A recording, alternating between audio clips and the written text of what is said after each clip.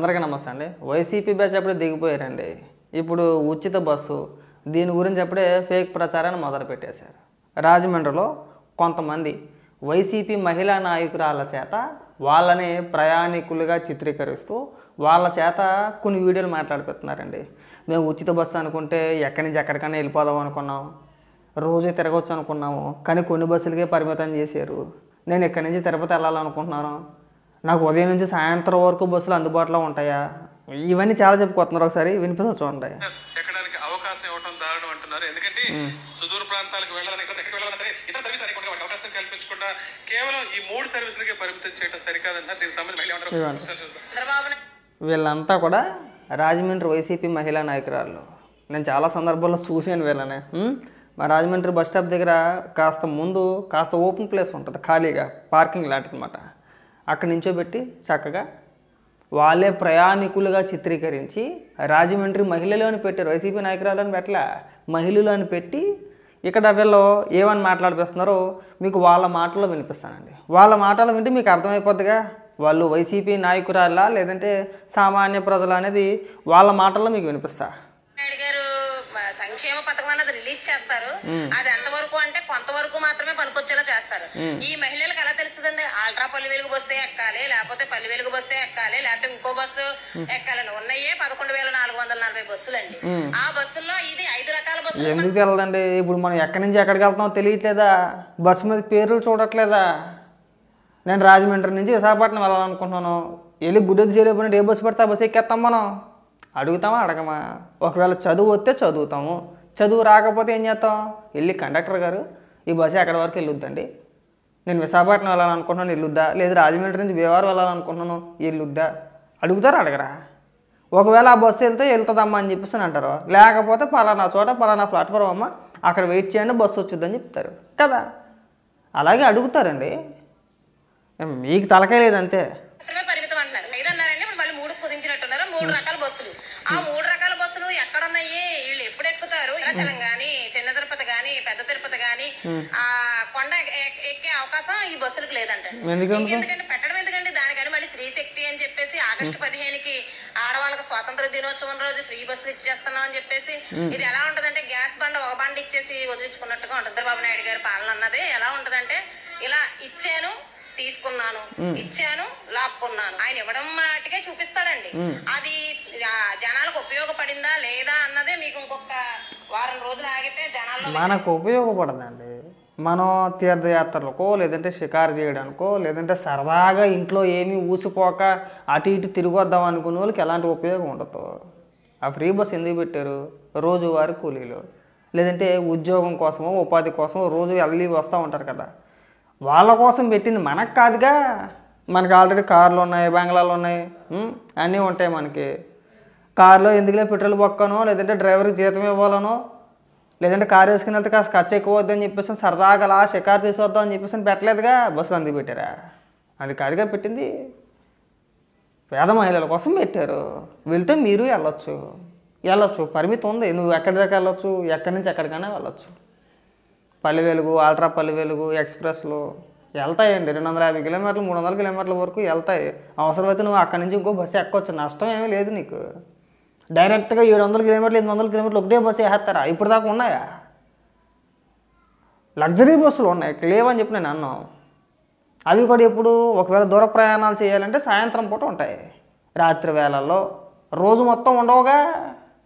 లేదు వీళ్ళకి రోజు మొత్తం ఉండాలంట. నటులు, మహానటులు బాగా తెలుస్తుందండి. ఆల్రెడీ మనకి సంవత్సరంన్నర కాలంలోనే ఆయన ఎలాంటి వాడు మాయల మరాఠీ గాడు అని చెప్పేసి అందరికీ తెలిసిపోయింది. చూసారా? సామాన్య ప్రజలు ఒక ముఖ్యమంత్రిని పట్టుకుని వాడు వీడు అంటారండి. మరి వీడు అంటుంది మాయగాడు, మాయల మరాఠీ గాడు అని చెప్పేసి. మరి ఏమనాలి వీళ్ళని? వైసీపీ పెయిడ్ బ్యాచ్ అనాలా అనొద్దా? 100కి 100% వీళ్ళంతా వైసీపీ పెయిడ్ బ్యాచ్. వీళ్ళు ప్రయాణికులు కాదు. వీళ్ళు ఇప్పుడు బస్సు ఎక్కిన మొక్కలండి చక్కగా మెల్ల బంగారం నగలు ఆభరణాలు ఎంతంత లావు నచ్చి గొలుసులు వేసుకొని ఉన్నారు. ఇలా బస్సులు ఎక్కే మొక్కలండి వీళ్ళకి నిండుగా బంగారు ఆభరణాలతో నిండుగా చక్కగా రెడీ చేయొచ్చి చక్కగా బస్ స్టాండ్ ముందు నించొని ప్రయాణికుల్లాగా యాక్టింగ్ చేస్తున్నారండి. ఏమన్నా అంటే మహిళలు ఎలా అన్నారా అంటారు. మరి వీళ్ళు చేసేది యాక్టింగ్ కాదండి. ఇప్పుడు ఎంతోమంది మహిళలు రోజువారీ ఖర్చులు వాళ్ళు తగ్గుతాయి, ఉపాధి కోసం వెళ్ళే వాళ్ళకి కాస్త భారం తగ్గుద్ది. ఉచిత ప్రయాణం అనేది చాలామంది మహిళలు సంతోషపడుతున్నారు. వీళ్ళకి ట్రోల్ చేయడానికో లేదంటే విమర్శించడానికో ఇంకేది కనపడలా.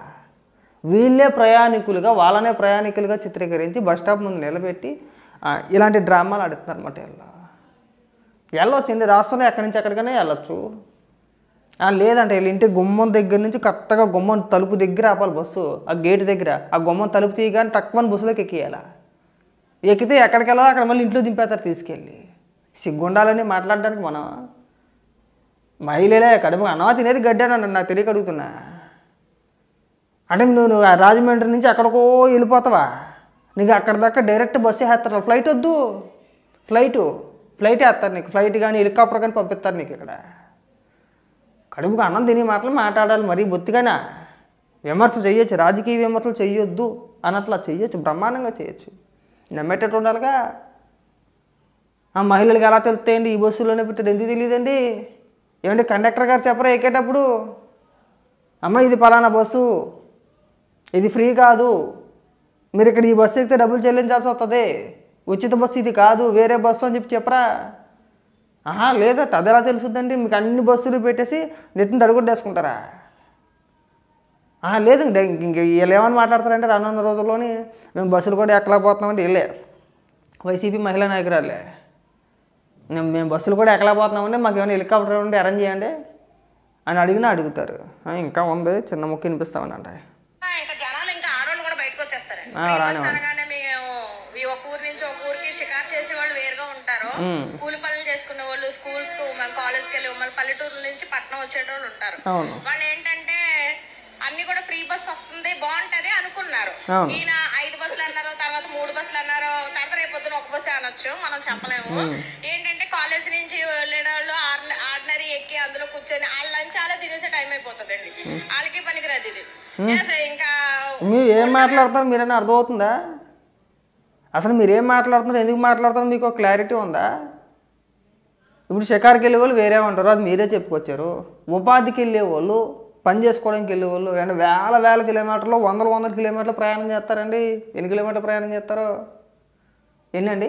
మహా అయితే ఒక 20 కిలోమీటర్లు, లేదు పోనీ ఒక 50 కిలోమీటర్లు వేసుకోండి. పోనీ 100 కూడా ఉండదు నాకు తెలిసి. రోజువారీ కూలీలు ఎక్కడికైనా వెళ్ళాలన్నా రావాలన్నా, లేదంటే ఏదైనా కంపెనీకి వెళ్ళాలన్నా రావాలన్నా మ్యాక్సిమం ఒక 20 కిలోమీటర్లు 30 కిలోమీటర్లు వేసుకోండి కదా. 20-30 కిలోమీటర్లకి మనం ఏ బస్సు ఎక్కుతామండి? పల్లెవేలుకో, ఆల్ట్రా పల్లెవేలుకో, లేదంటే ఎక్స్ప్రెస్ ఎక్కుతాం కదా. లగ్జరీ బస్సులు ఎక్కంగా మనం ఎక్కుతామా? అక్కడ స్టాపులు ఉంటాయండి. మరి ఇది మరీ తలా తోక లేకుండా మాట్లాడితేట కాస్త వివరణ ఉండాలిగా. మనం మాట్లాడుతున్నామంటే అర్థం ఉండాలి. కాలేజీ పిల్లలకి ఏమైనా ఆ రూట్లోనే లగ్జరీ బస్సులు తిరుగుతాయి, ఎక్కడ పడితే అక్కడ ఆపుకుంటూ వెళ్తారా? ఏమైనా కొన్ని పరిమితులు ఉండవా? ఎక్స్ప్రెస్కి కానీ లగ్జరీ బస్సులకు కానీ, లగ్జరీ బస్సు పల్లెవేలు బస్సులాగా ప్రతి స్టాప్కి ఆపుకుంటూ వెళ్తారా? మీకు తలా తోక తెలియదా? మీకు ఆ మాత్రం ఇంగిత జ్ఞానం లేదా? మీకు ఆ మాత్రం తెలీదు? లగ్జరీ బస్సులు ఎక్కడ ఆగుతాయండి? ప్రతి బస్ స్టాండ్కి ఆపుకుంటూ వెళ్తాయా పల్లెవేలు బస్సులు ఆగినట్టు? మరి ఏ బస్సులకి కేటాయిస్తారో? పల్లెవేలుకే కదా. ఎందుకు? ప్రతి స్టాప్లోనూ అందరికీ అందుబాటులో ఉంటాయి కాబట్టి ప్రతి స్టాప్లోనూ కూడా ఆపుకుంటూ వెళ్తాయి. మన సాయంత్రం పూట లగ్జరీ బస్సులు ఉంటాయి. ఉదాహరణకు రాజమండ్రి నుంచి హైదరాబాద్ బయలుదేరుతాయి లగ్జరీ బస్సులు చూస్తూ ఉంటాం కదా మనం. లేదంటే విజయవాడ నుంచి తిరుపతో, లేదంటే రాజమండ్రి నుంచి తిరుపతో ఇలా దూర ప్రయాణానికి కొన్ని లగ్జరీ బస్సులు ఉంటాయి. అవి ప్రతి బస్ స్టాండ్లోనే ఆగుతాయండి? ఆగవు కదా. మెయిన్ బస్ స్టాప్లో మాత్రమే ఆగుతాయి. అన్ని బస్ స్టాప్లోనే ఆపరు వాటిని. మరి ఆ మాత్రం తెలియదు మీకు? అవి ఇక్కడికి వచ్చి ఓపెన్ చేస్తాలా?